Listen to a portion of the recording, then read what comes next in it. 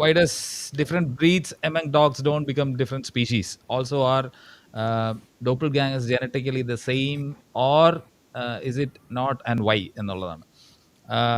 അപ്പൊ K P എന്താ പറയാനുള്ളത് തന്നെ?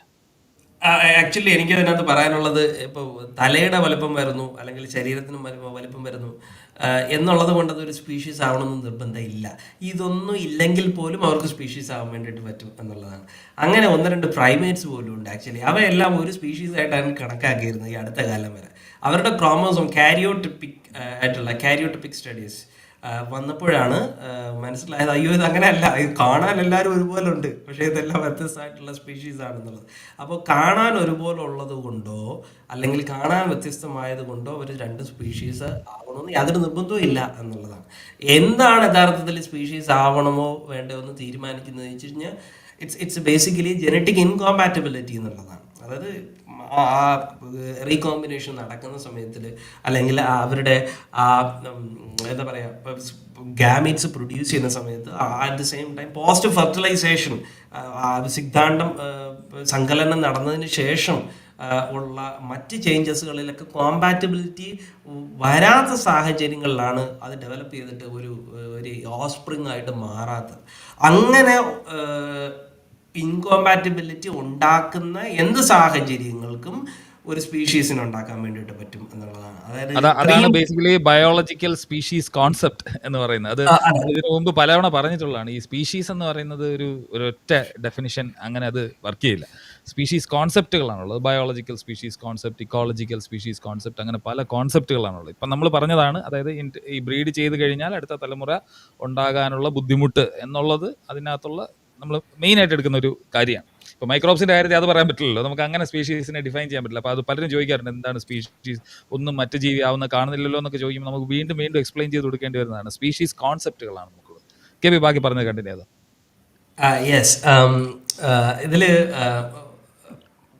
അതാണ് ബേസിക്കലി. അതായത് ആ സ്പീഷീസ് ഇൻകോമ്പാറ്റബിലിറ്റി അല്ലെങ്കിൽ ജനറ്റിക് ഇൻകോമ്പാറ്റബിലിറ്റി ഉണ്ടാക്കാൻ പറ്റുന്ന എന്ത് സാഹചര്യത്തിനും ഒരു സ്പീഷീസിന് ഉണ്ടാക്കാൻ വേണ്ടിയിട്ട് പറ്റും എന്നുള്ളതാണ്. അല്ലാതെ അതിന് മോർഫോളജി എന്തുമാത്രം വേരിയേഷൻ ഉണ്ടെന്ന് നമ്മൾ നോക്കേണ്ട ആവശ്യം യഥാർത്ഥത്തിൽ ഇല്ല എന്നുള്ളത്. അഫ്കോഴ്സ് ഇതുപോലെ ഇപ്പോൾ നായ പൊക്കോണ്ടിരിക്കുന്ന ആർട്ടിഫിഷ്യൽ സെലക്ഷൻ എന്ന് വെച്ചാൽ അവിശ്വസനീയമായിട്ടുള്ള രീതിയിലും സ്പീഡിലുമാണ് അതിന് എവല്യൂഷൻ സംഭവിച്ചുകൊണ്ടിരിക്കുന്നത്. അങ്ങനെ ഇങ്ങനെ കാലാകാലങ്ങളായിട്ട് സംഭവിച്ചു കൊണ്ടിരിക്കുകയാണെങ്കിൽ obviously it becomes a different species, അതിനകത്ത് സംശയമൊന്നുമില്ല.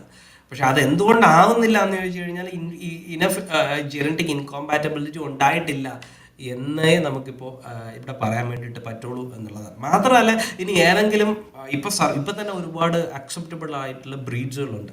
ഈ ബ്രീഡ്സുകളെല്ലാം തന്നെ ഇന്റർമിങ്കിൾ ചെയ്തിട്ട് അടുത്ത ജനറേഷൻ ഉണ്ടാകാൻ പറ്റുമെന്ന് ആരും ഇതുവരെ ടെസ്റ്റ് ചെയ്തിട്ടില്ല. There is no studies like that. ചിലപ്പോൾ അങ്ങനെ ഉള്ളത് ഉണ്ടാവാം.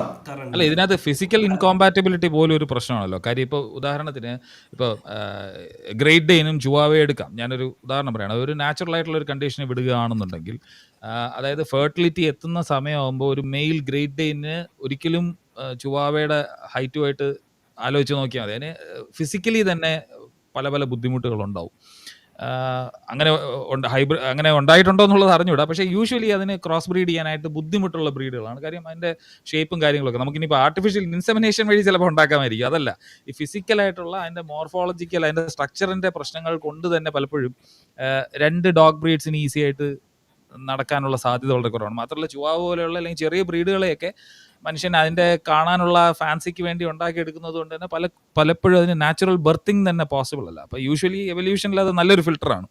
നാച്ചുറലായിട്ട് അതിനെ വിടുകയാണെന്നുണ്ടെങ്കിൽ ആ ഒരു സ്പീഷീസ് തന്നെ ഇല്ലാതായി പോകും. അപ്പോൾ അങ്ങനെയൊക്കെയുള്ള ഒരുപാട് കാര്യങ്ങളുണ്ട് അതിനകത്ത്.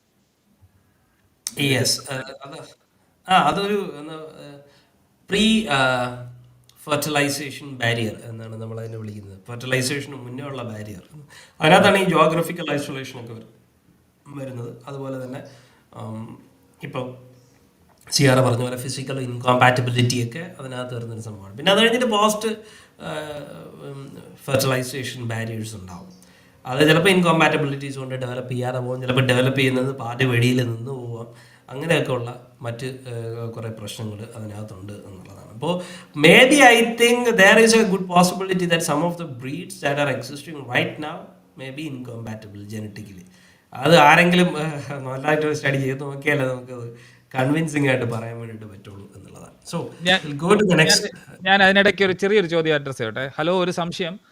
വുൾഫ് എന്നാൽ ചെന്നായ അല്ലേ?